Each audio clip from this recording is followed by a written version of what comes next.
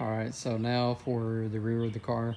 Um, Fiberglass bumpers, front and rear. Fiberglass hood. Deck lid has been lightened up a little bit. Or just had the inner structure, I guess you would say, skinned off of it. 5-gallon RJS fuel cell. It's got a Optima Group 35, Group 35 battery on it. Battery box was, or battery tray, came with the car. It was actually on the left front corner of the car, but I ended up moving it right here on the right rear. So we'll see what that does. I'm wondering if they did that for suspension reasons or weight percentage reasons. Maybe to get the car to do something when it left the line, or to keep it from doing something, I guess. Not sure. Haven't had the car on the scales yet. Plan on maybe trying to do that real soon and get the weight percentages and just see what everything looks like. Get an idea also what the car weighs. I'm hoping the car weighs just under 3,000 without me in it. Maybe somewhere around 30, 50. I don't think the car should weigh any more than 3,100 since it's been lightened up a little bit. It's still got all the glass in it except for the quarter glass. Up front, I don't know if I showed you this. I don't believe I did. Core support, it was cut out, and they had kind of a homemade kind of deal set up, welded into it, which looks good and actually works pretty well. Everything seems to be pretty square, so that helps. But back on to the rear of the car, I use this cable sleeve or sheathing, I guess. I liked it. The only complaint is, in order to get this stuff to work, is you'll have to kind of pre-fit everything before you make the or cut everything and crimp everything, heat shrink it, which takes a lot of time. I did it on the rear of the car, but everywhere else I pretty much left bare wire or just did wire loom around, since it's a lot quicker and easier. So underneath, we've got a Ford 9-inch.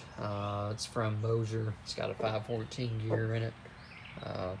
Spool, again, like I said earlier, QA1 coilovers, strange brakes, disc all the way around, ladder bar, back half. We've got a Holley blue fuel pump with a Summit 100 micron fuel filter in it, and Summit lines and fittings pretty much all on the car except for the transmission lines. Those are Fragola. That is my my jumper post, or my charging post. I just got it mounted to the frame. It's kind of out of the way and not visible, which I don't really like the look of having the charging post sticking off the bumper or the tail panel or even the quarter panel like you see on some cars. Just tried making this car look as clean as I could. Ironically, I say that, and this car is, you can kind of see it's pretty nasty, but that's just from sitting outside. It's got, the body's in pretty decent shape with the exception of this. That's something that's on my get fixed list, along with door hinges. As you can see, car's way off, especially on the driver's side with the door gaps, and it's pretty hard to shut.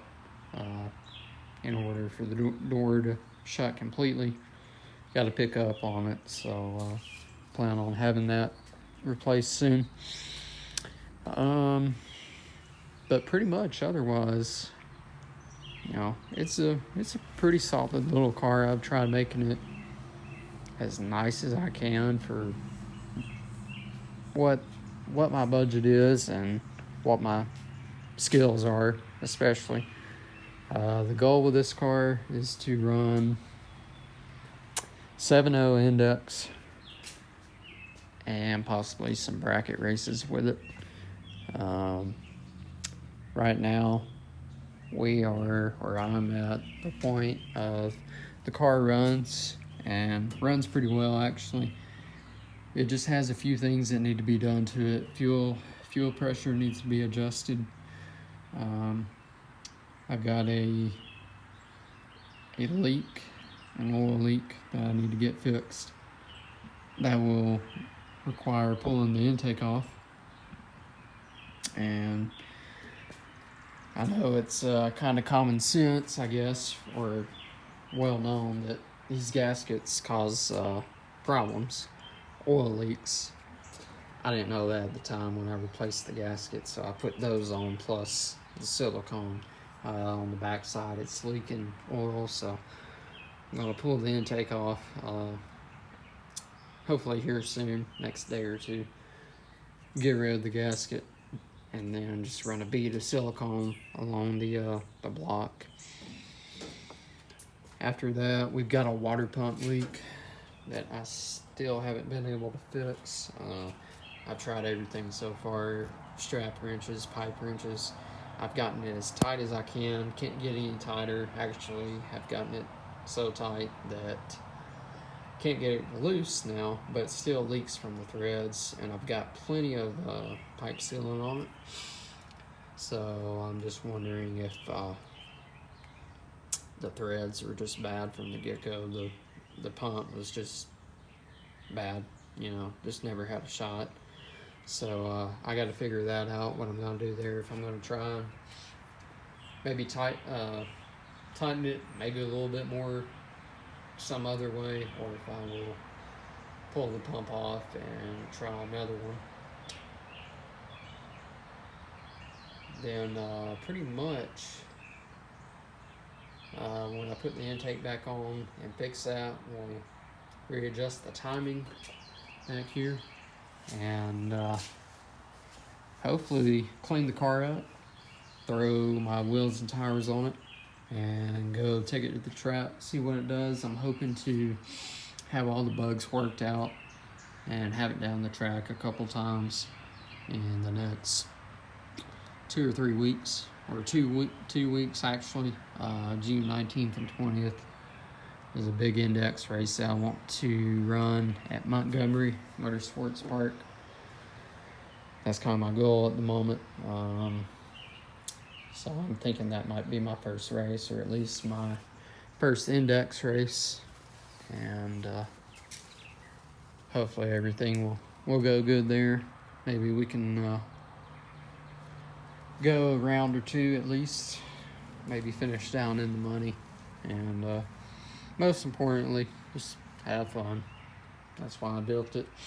Have fun, get back into racing. I've never drag raced, always done round track racing, but figure now that I don't have anything, and I seem to know more people that drag race and circle track race, now would be a good time to get to it. So that's the car. We call it the War Machine. Hopefully it's gonna put some people out on the trailer early when we go racing, and like I said, just make some memories and make some fun out of it. So if you like this video, want to see more, just let me know by liking and commenting or subscribing, and we'll make some more videos as I work on the car a little bit more as we progress with it, and hopefully soon start going racing and